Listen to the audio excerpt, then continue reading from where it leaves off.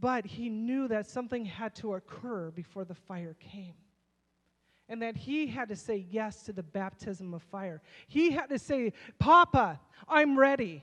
Papa, I'm ready to go to the cross to give them what we always desire to give them. You see, when Jesus was born, it is Emmanuel, God with us.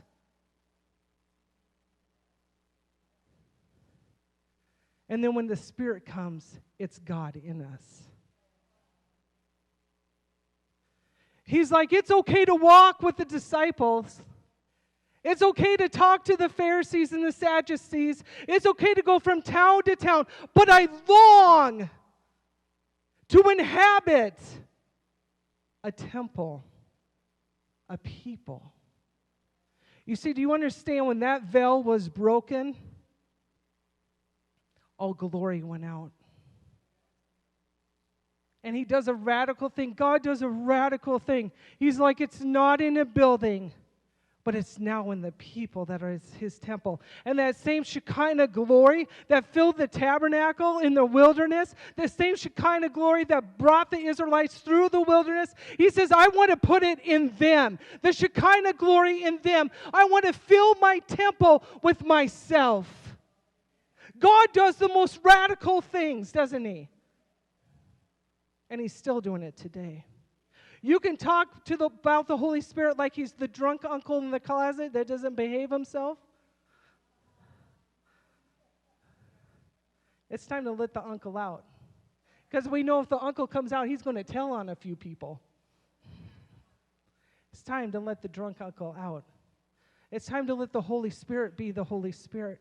It's time to let him lead us. It's time that we start seeing ourselves as the temple and the Shekinah glory coming in us. Do you understand when Joel prophesied, do you understand what was happening in that nation? They were in utter crisis. Utter crisis. Locusts had ravished the land. They have no crops, which is how they got money. That's how they ate. There's nothing. Their land is desecrated. Nothing. And Joel starts crying out to people and prophesying to people in chapter 2. And he says, people, it's time that we rend. Not our clothes anymore. That we start rending our hearts. That we would so rend our hearts that he would be able to pour himself in us in the middle of a national crisis. Where do we stand in America at this time? Who's going to rend their hearts and say, let Pentecost come to me. Let me be a burning and shining one for this nation. I don't care if I was born in Podunk, Iowa, and my dad has more cattle on the farm than people in town. I want to be a burning and shining one because he has so transformed my life and touched me that I know that I'm fighting for millions to come forth.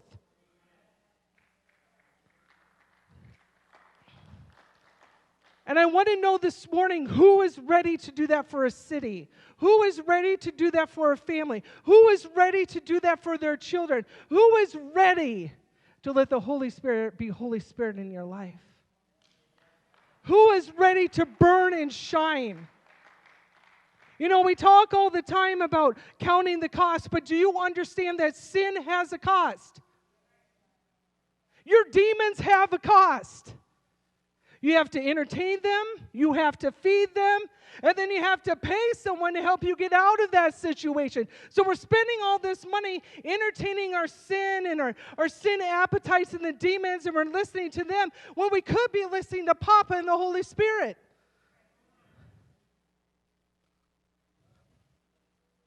And we need a people, just like in Joel's day, just like in Acts' day, that are ready to say, yeah, I'm ready for the outpouring of the Holy Spirit.